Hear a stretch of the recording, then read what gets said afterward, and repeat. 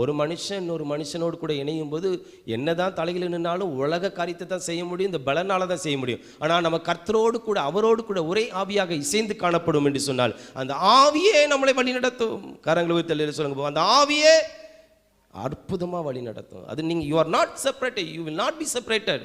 நீங்கள் தனிமைப்படுத்தப்பட்டதான ஒரு நபராக இருக்க மாட்டீங்க. நீங்கள் ஆண்டவரோடு கூட இணைக்கப்பட்டதான ஒரு நபராக இணைந்து எவ்வளவு அற்புதமான மகிமையான லைஃப் நம்ம பார்க்க முடியும். அல்லேலூயா. அந்த அனுபவம் இப்போ பேதுருவோட லைஃப்பில் இருந்ததுனால தான் அவர் சொல்கிற கிறிஸ்துவனாக இருப்பதனால் பாடுபட்டாள். கிறிஸ்துவை எப்படி பார்த்தாங்க? சரீரப்பிரகாரமாக ஒரு குருவாக இவன் சொன்னான், நீர் ஆண்டவராகிய கிறிஸ்துன்னு சொன்னான்.